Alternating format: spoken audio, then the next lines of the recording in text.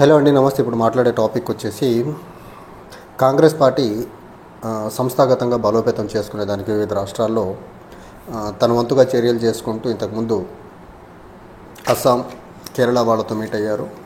And రీసెంట్గా రాహుల్ గాంధీ గుజరాత్ పర్యటనలో ఉన్నారు. గుజరాత్తో పాటు బీహార్కి సంబంధించి కూడా కాంగ్రెస్ పార్టీ తన బలాన్ని పెంపొందించుకునే ప్రయత్నంలో భాగంగా Kanhaiya Kumar Congress party NSUI AICC incharge and CWC permanent ఇన్వైటీగా ఉన్నారు. సో కన్హయ్య కుమార్ని బీహార్లో ఎలా డిప్లాయ్ చేయాలి అండ్ గుజరాత్లో ఎలాంటి స్ట్రాటజీస్ ఫాలో అవ్వాలనే దాని మీద కాంగ్రెస్ పార్టీ చాలా బలంగా దృష్టి పెట్టింది. అందులో ప్రధానంగా రాహుల్ గాంధీ 2 days గుజరాత్ పర్యటనలో భాగంగా చాలా ప్రధానంగా చేసినటువంటి కామెంట్స్ ఏంటంటే, సొంత పార్టీ లీడర్సే 2 రకాల లీడర్స్ ఉన్నారు. అందులో ఒక వర్గానికి సంబంధించిన లీడర్స్ హానెస్ట్గా ఉన్నారు, పబ్లిక్తో కనెక్టెడ్గా ఉన్నారు, పబ్లిక్ ఇష్యూస్ని అడ్రస్ చేస్తూ ఉన్నారు, అండ్ వాళ్ళు కాంగ్రెస్ పార్టీ కోర్ ఐడియల్స్కి కనెక్టెడ్గా ఉన్నారు అని చెప్పే ప్రయత్నం చేశారు. అండ్ సెకండ్ కేటగిరీ లీడర్స్ ఉన్నారు కాంగ్రెస్ పార్టీలో. వాళ్ళు ఏంటంటే పబ్లిక్కి డిస్కనెక్ట్ అయిపోయి పబ్లిక్కి దూరంగా ఉంటూ ప్రజా సమస్యల గురించి మాట్లాడకుండా వాళ్ళు బీజేపీ యొక్క అవసరాలు తీర్చేదానికి కాంగ్రెస్ పార్టీలో ఉన్నారనేసి చాలా క్లియర్గా 2 వర్గాలని డివైడ్ చేసే ప్రయత్నం చేశారు. అండ్ ఈ 2 వర్గాల్లో ఉన్నటువంటి 2వ వర్గం ఏదైతే ఉందో, కాంగ్రెస్ పార్టీలో ఉండి బీజేపీ అవసరాల కోసం పనిచేస్తున్నటువంటి లీడర్షిప్ని ఎవరైతే ఉన్నారో, ఎంతమంది ఉన్నా కానీ 10 మంది ఉండి, 20 మంది ఉండి, లేకపోతే 40-50 మంది ఎంతమంది ఉన్నా పర్లేదు, కానీ వాళ్ళని ఎవరైతే ఆ బీజేపీ అవసరాల కోసం పనిచేస్తున్నారో వాళ్ళని ఫైండ్ అవుట్ చేసి వాళ్ళని పార్టీ నుంచి బయటికి పంపించేదానికి కూడా వెనక ముందు ఆలోచించే ప్రసక్తే లేదని చాలా క్లియర్ అండ్ కేటగారికల్గా చెప్పే ప్రయత్నం చేశారు. అండ్ కాంగ్రెస్ పార్టీ మనం గుజరాత్లో చూసుకున్నట్లయితే 95 నుంచి కాంగ్రెస్ పార్టీ గుజరాత్లో అధికారం లేదు. 2017లో ఆల్మోస్ట్ అధికారానికి దగ్గరకు వచ్చింది అనుకున్న తరుణంలో 77 స్థానాలతో అపోజిషన్లోకి వచ్చేసింది. అప్పుడు బీజేపీకి అప్పటి వరకు రానటువంటి తక్కువ సీట్లు, 99 సీట్లు, 100 కంటే తక్కువ సీట్లు బీజేపీకి అప్పటికి 2017 నాటికి ఒక 20 సంవత్సరాల వ్యవధిలో తక్కువ సీట్లు రావడం అదే ప్రథమం. సో 2017లో కాంగ్రెస్ పార్టీ అంతా పవర్ఫుల్గా ఎమర్జ్ అయిన క్రమంలో గుజరాత్లో, తర్వాత 2022 నాటికి వచ్చేసరికి జస్ట్ 17 స్థానాలకే కన్ఫైన్ అయ్యి ఆగిపోయింది. అండ్ బీజేపీ వచ్చేసి అప్రతిహతంగా దగ్గరగా 130-140 సీట్లు గెలుచుకునే పరిస్థితిలో బీజేపీ ఉండిపోయింది. తర్వాత కాంగ్రెస్ పార్టీ ఆల్మోస్ట్ అక్కడ వీక్ అయిపోయింది. దీనికి ప్రధానమైనటువంటి రీజన్ ఏంటంటే, కాంగ్రెస్ పార్టీలో ఉండి బీజేపీ అవసరాల కోసం పనిచేసే ఒక వర్గాన్ని గుజరాత్ ముఖ్యమంత్రిగా నరేంద్ర మోదీ ఉన్నప్పటి నుంచి ఒక వర్గాన్ని పెంచి పోషించాడు కాంగ్రెస్ పార్టీలో. వాళ్ళు కాంగ్రెస్ పార్టీలో ఉంటారు కానీ బీజేపీ అవసరాల కోసం పనిచేస్తుంటారు. బీజేపీ ఏం చెప్తే అదే చేస్తారు. బీజేపీకి ఎన్నికల్లో మేలయ్యే పనులు ఎక్కువ చేస్తూ ఉంటారు కాంగ్రెస్ పార్టీలో ఉండి. సో ఆ వర్గము నరేంద్ర మోదీ అండ్ అమిత్ షా ఇద్దరు గుజరాత్లో ఉన్నప్పుడు అప్పటి నుంచి ఆ వర్గాన్ని డెవలప్ చేసుకుంటూ ఆ పరంపర ఇప్పటికీ కంటిన్యూ చేసుకుంటూ వెళ్తున్నారు.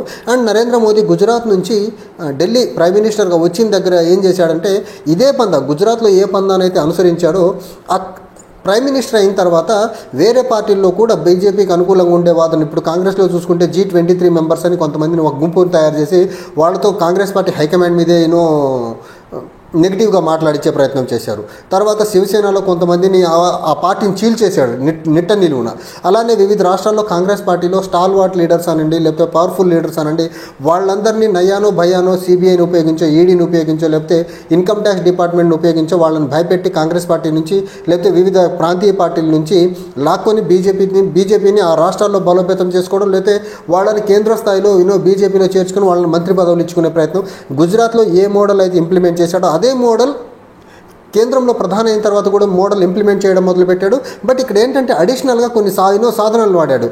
సిబిఐని, ఇన్కమ్ ట్యాక్స్ని, ఈడీని, ఈ డిపార్ట్మెంట్లు అన్నిటితో పాటు ఎలక్షన్ కమిషన్ని కూడా వాడి బీజేపీ యొక్క విజయ పరంపరను కొనసాగిస్తున్నాడు. ఇదేదో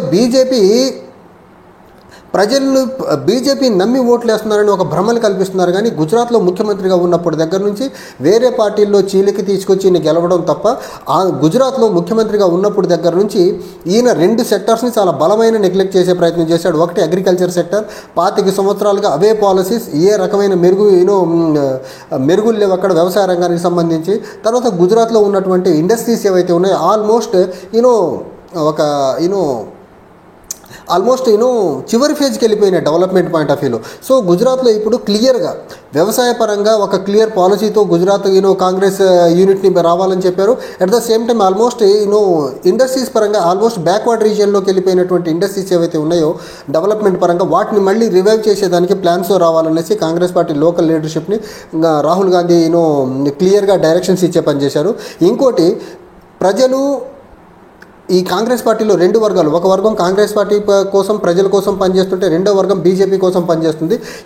ఈ అంబిగ్యూటీ ఉన్న రోజులు ప్రజలు మనల్ని విశ్వసించి గెలిపించే అవకాశమే లేదు. సో ఈ బీజేపీ అవసరాల కోసం ఎవరైతే పనిచేస్తున్నారో వాళ్ళని ఫైండ్ అవుట్ చేయండి. ఫైండ్ అవుట్ చేసిన తర్వాత ఖచ్చితంగా వాళ్ళని పార్టీ నుంచి ఎక్స్పెల్ చేసేదానికి వెనక ముందు ఆలోచించే ప్రసక్తి లేదు.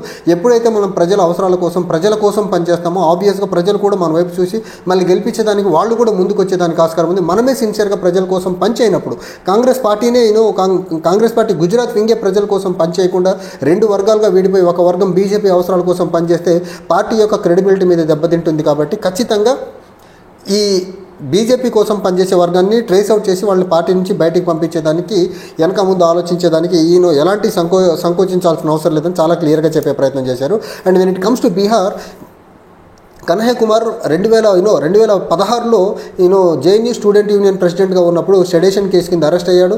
And Kanhaiya Kumar very clear and very క్రిటికల్గా ఉంటాడు BJP, RSS and Narendra Modi యొక్క డివిజివ్ పాలసీస్ మీద. సో ఆ ప్రయత్నంలో భాగంగా సిపిఐ నుంచి 2019లో బేగూసరాయ్ నుంచి, బీహార్లోని బేగూసరాయ్ నుంచి ఎంపీగా పోటీ చేసి ఓడిపోయారు. తర్వాత 2021లో ఆయన కాంగ్రెస్ పార్టీలో జాయిన్ అయ్యారు. కాంగ్రెస్ పార్టీలో జాయిన్ అయిన తర్వాత ఆయన ఇమీడియట్గా ఏఐసిసి ఇన్ఛార్జ్గా చేశారు. తర్వాత 2023లో పర్మనెంట్ ఇన్వైటెడ్ టు సిడబ్ల్యూసీగా ప్రకటించారు. అండ్ 2024 పార్లమెంట్ ఎన్నికల్లో నార్త్ ఈస్ట్ ఢిల్లీ పార్లమెంట్ నుంచి పోటీ చేసి అక్కడ నుంచి ఓడిపోయారు కన్హయ్య కుమార్. ఓడిపోయిన తర్వాత బీహార్ నుంచి ఒక డిమాండ్ వస్తుంది. బీహారే కాదు, కాంగ్రెస్ పార్టీ ఎక్కడెక్కడైతే వీక్గా ఉందో ప్రతి రాష్ట్రం నుంచి మనం పొత్తులో భాగంగా ప్రాంతీయ పార్టీలకి కొంచెం ఎక్కువ మర్యాద, ఎక్కువ గౌరవం, ఎక్కువ బలాన్ని ఇచ్చేసి మనం యొక్క స్టేక్స్ని వాళ్ళకి వాళ్ళకు వదిలేస్తున్నాము. సో మన పార్టీ మనం మిత్రపక్షంలో ఉంటూనే మన బలాన్ని పెంచుకోవాలి అనే ప్రయత్నంలో భాగంగా ఈ డిమాండ్ ఫస్ట్ బీహార్ నుంచి వచ్చింది. సో బీహార్ నుంచి వచ్చిన ఈ డిమాండ్ని ఫుల్ఫిల్ చేసే ప్రయత్నంలో భాగంగా కన్హయ్య కుమార్ని బీహార్కి పంపించాలా. ఈ మార్చి ఎండ్ నుంచి అవసరమైతే బీహార్లో కన్హయ్య కుమార్తో పాదయాత్ర చేయించి, కన్హయ్య కుమార్ జనరల్గానే క్రిటికల్గా ఉంటారు, చాలా క్లియర్గా మాట్లాడతారు, పాలసీస్ పట్ల క్లియర్గా అవగాహన ఉన్నటువంటి వ్యక్తి కాబట్టి, అండ్ ఫాలోయింగ్ కూడా బెటర్గా ఉంది కాబట్టి కన్హయ్య కుమార్తో బీహార్ మొత్తం పాదయాత్ర చేయించి పార్టీని రివైవల్ చేసి నెక్స్ట్ ఈ ఇయర్ ఎండ్లో జరగబోయే అసెంబ్లీ ఎన్నికలకు ఒక కాంగ్రెస్ పార్టీ ఒక ఫార్మిడబుల్ ఫోర్స్గా తయారవ్వాలనేసి CWC AICC senior leaders and Congress party president and Rahul Gandhi garu and ఏఐసిసిలో ప్రధాన లీడర్స్ అందరూ కూడా ఈ నిర్ణయానికి వచ్చిన తర్వాతనే బీహార్కి వెళ్ళి పనిచేయాలనేసి కన్హయ్య కుమార్కు డైరెక్షన్ ఇచ్చారు. ఆ ప్రయత్నంలో భాగంగా తన సొంత జిల్లా అయినటువంటి బేగూసరాయ్కి వెళ్ళారు. బేగూసరాయ్కి వెళ్ళిన తర్వాత ఎన్ఎస్వై లీడర్స్తో అండ్ కాంగ్రెస్ పార్టీ కార్యకర్తలతో మీట్ అయ్యి ఒక జిల్లాకు సంబంధించి, రాష్ట్రానికి సంబంధించి ఎన్ఎస్వై నుంచి ఫీడ్బ్యాక్ అయితే ఇవ్వండి, నేను నెక్స్ట్ పర్యటనకు వచ్చేటానికి దాన్ని బట్టి మనం ఏం చేయాలా, ఎలా ముందుకు వెళ్ళాలని ప్లాన్ చేద్దామనేసి కన్హయ్య కుమార్ కూడా చాలా క్లియర్గానే కాంగ్రెస్ పార్టీ మరీ ముఖ్యంగా ఎన్ఎస్వై కార్యకర్తలకు అయితే ఒక డైరెక్షన్ అయితే ఇవ్వడం జరిగింది. అయితే కన్హయ్య కుమార్ అక్కడ కాంగ్రెస్ పార్టీలో ఉండి అంతకుముందు లెఫ్ట్ పార్టీలో ఉన్నా కానీ కన్హయ్య కుమార్కి అక్కడ మేజర్గా డిసడ్వాంటేజ్ ఏమవుతుందంటే, ఒకటి ఆర్జేడీ పార్టీ నుంచి సంబంధించినటువంటి Tejashwi Yadav former deputy CM of Gujarat ఎవరైతే ఉన్నారో ఫ్యూచర్లో కన్హయ్య కుమార్ మాకు థ్రెట్గా మారుతాడేమో, మాకు అపోనెంట్గా మారుతాడేమో అనే ఒక భయానక సిచ్యువేషన్లో ఉండి కన్హయ్య కుమార్ని స్టేట్ పాలిటిక్స్లో ఉంచకుండా ఎంపీగా కంటెస్ట్ చేయించి ఢిల్లీకి పంపించాలనేది జేడీ నుంచి ఆర్జేడీ నుంచి వస్తున్నటువంటి వాదన. కానీ ఇప్పుడు కాంగ్రెస్ పార్టీ చాలా అడమెంట్గా, చాలా కమిటెడ్గా ఉంది. ఎట్టి పరిస్థితుల్లో మన బలాన్ని పెంపొందించుకోవాలంటే కన్హయ్య కుమార్ లాంటి వాళ్ళు బీహార్లో పోటీ చేయాలా, బీహార్ అసెంబ్లీలో ఉంటే బాగుంటుందని ఒక నిర్ణయానికి వచ్చిన తర్వాత కన్హయ్య కుమార్ని మళ్ళీ నేషనల్ పాలిటిక్స్ నుంచి బ్యాక్ టు బీహార్ స్టేట్ పాలిటిక్స్కి పంపించే ప్రయత్నం అయితే చేస్తున్నారు. చూడాలి, గుజరాత్లో ఒక స్ట్రాటజీ, బీహార్లో ఏ రాష్ట్రానికి ఏ పాలసీ సూట్ అవుతుందో, ఏది అనుకూలంగా ఉంటుందో ఆ పాలసీస్తో ఇప్పుడు కాంగ్రెస్ పార్టీ ముందుకెళ్లే ప్రయత్నాలు చేస్తుంది. చూడాలి రాబోయే రోజుల్లో కాంగ్రెస్ పార్టీ మరీ ముఖ్యంగా ఏఐసిసి లీడర్షిప్ తీసుకున్నటువంటి నిర్ణయాలు కాంగ్రెస్ పార్టీ ఎప్పటి నుంచో బ్యాక్ ఫుట్లో ఉన్నటువంటి గుజరాత్ అవనివ్వండి, లేకపోతే బీహార్ లాంటి రాష్ట్రాల్లో పార్టీ బలోపేతం అయ్యేదానికి ఆస్కారం ఉందా, లేకపోతే ఎన్ని లీడర్షిప్లు మారినా కాంగ్రెస్ పార్టీ అదే సిచ్యువేషన్లో అదే స్టేజ్లో ఉంటుందా అనేది దీని కాలం ఈ ఇయర్లో జరగబోయే బీహార్ ఎన్నికలే దీనికి మనకు సమాధానం చెప్పేదానికి వీలుంది. చూడాలి కన్హయ్య కుమార్ ఇంపాక్ట్ బేగూసరాయ్లో, లేకపోతే బీహార్లో ఎంతవరకు పడుతుంది బీహార్ అసెంబ్లీ ఎన్నికల్లో అనేది మాత్రం మనం వెయిట్ చేసి చూడాల్సిన అంశం. Thank you.